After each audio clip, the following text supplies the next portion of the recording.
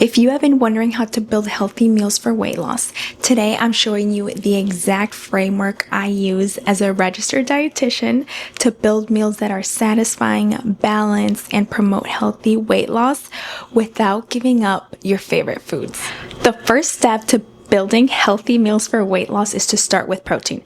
So protein is the foundational nutrient in our diet, and it's amazing. It does so many amazing things in the body, but something that is key for weight loss is that when we're hungry, we produce a hormone in our stomach called ghrelin, and protein actually calms the ghrelin hormone.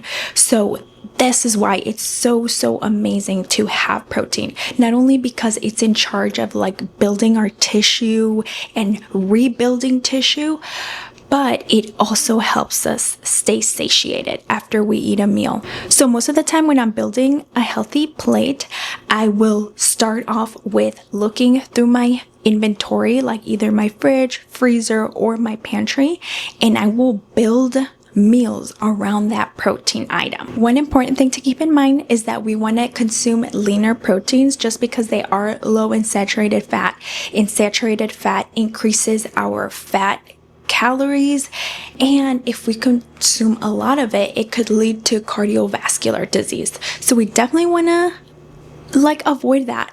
We don't want to avoid, of course, fatty proteins entirely. If you like it, for sure still eat it, but we want to keep in mind that we want to have a balanced diet so we can lose some weight. Examples of complete proteins include eggs, meat, poultry, seafood, protein powder, Greek yogurt, and soy. The second step to building healthy meals for weight loss is to add fiber-rich carbohydrates into the meal.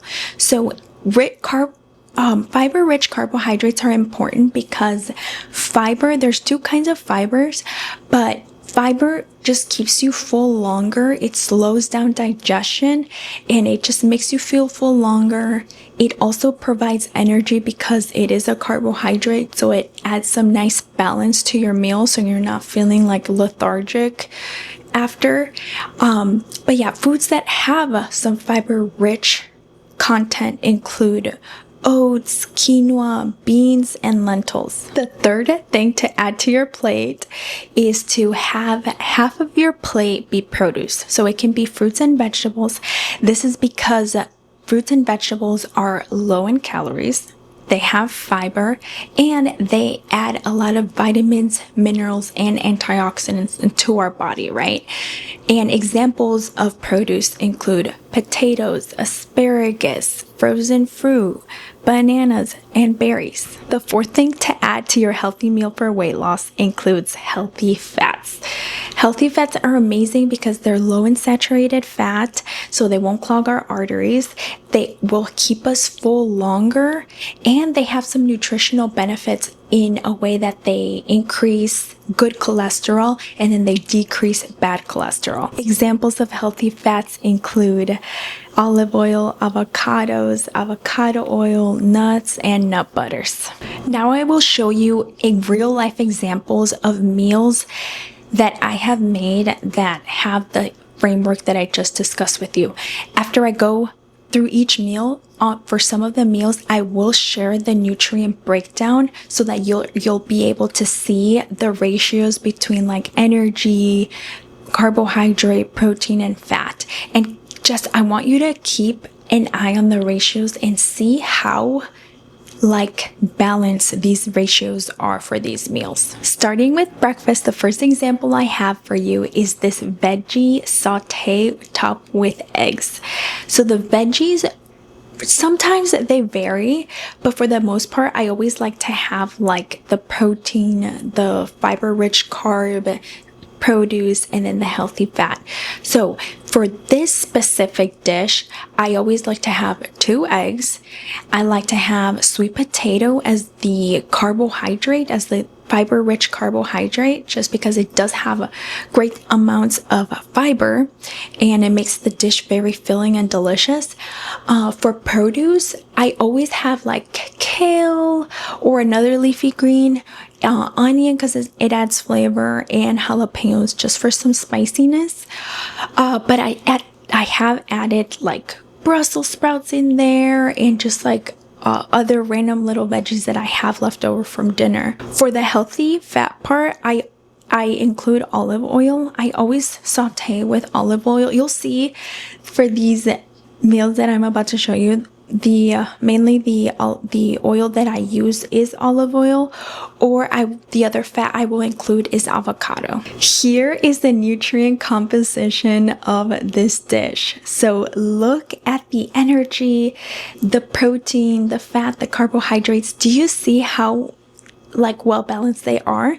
The only thing is the protein, it is a little low, but if I were to just add some protein to the watermelon, that would really balance off the protein way more in this dish. The second breakfast example I have for you is this egg, black bean, and tortilla dish with a side of fresh tomato. I remember this breakfast was one of those like really random breakfasts where I was just kind of like cleaning out my fridge and using what I had in there. But after logging what I ate that day, I noticed that it actually ended up being a really well balanced breakfast, and I do remember it keeping me full for a long time. Here is the nutrient breakdown for this dish right here. As you can see, pretty well balanced. Now moving on to the lunch examples. The first example I have for you is this tuna pasta salad. It has like this delicious like lemon, dill, and Greek yogurt dressing tossed in there, and oh my gosh, it's so good. I love dill. But for this specific dish, the original creator of this recipe, she's a registered dietitian. I found it on Pinterest. She recommended using whole wheat pasta. I would have used it, but I didn't have any at hand, so next time I have to remind myself to get some. I'm sure that's gonna add even more fiber. But the protein for this dish includes tuna, like canned tuna, and Greek yogurt for the dressing. For the fiber-rich carbs, it has peas. Peas have some great fiber. For the produce, it has celery, bell pepper, cucumber, and red onion. And then for the healthy fats, you can top it with some avocado. Keep in mind that with this nutrient breakdown, here's a nutrient breakdown for it. Keep in mind that the avocado isn't listed on here, so if you do add the avocado, it's going to add a little more fat, but it will obviously keep you full for longer. And then you can eat this with like some crackers or just by itself with a fork or with some like tortilla chips or something like that. The second lunch example is this lentil veggie chicken soup.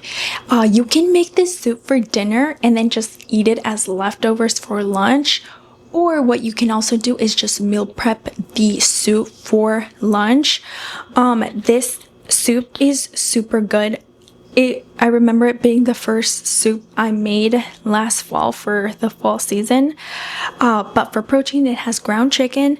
I use a lot of chicken just because when I go to Costco, I buy it in bulk and then I freeze it into 1 pound segments, and a lot of the recipes call for 1 pound of chicken, so it really works out. And it's like $28 for like 5 pounds of chicken, so I just love using that. And I have a meat grinder, so I just grind my own chicken. It's seriously amazing. It saves me and my husband a lot of money.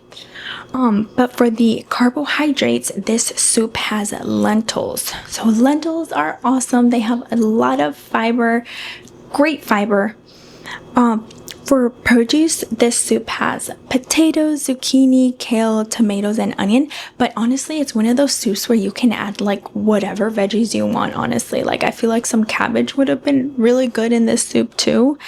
And then lastly, for the healthy fats that I used in this recipe, I just sauteed the chicken in olive oil. So this is like a really nice, like low saturated fat soup. It has some saturated fat from the chicken, but like other than that, it's just like super duper healthy.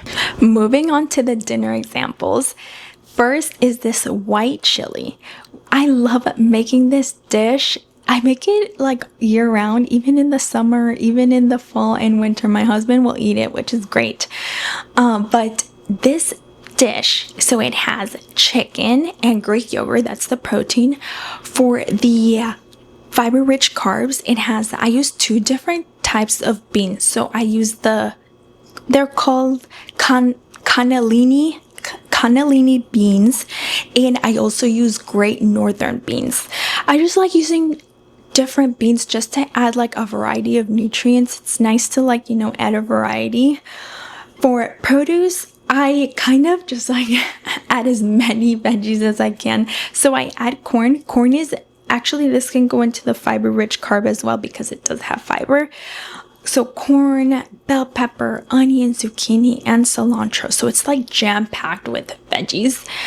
And then for healthy fats, you garnish it with a little avocado, and it is like so delicious. The second dinner example, which is what I'm actually gonna make tonight for dinner, making this video has inspired me, is shrimp and black bean tostadas. So it's a Mexican dish.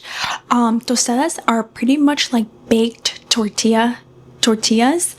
I just buy them prepared at the store, but you can bake your own tortillas and you'll get like the same effect.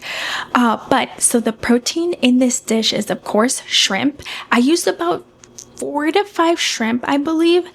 I also, for the fiber rich carbohydrates, I use smashed black beans.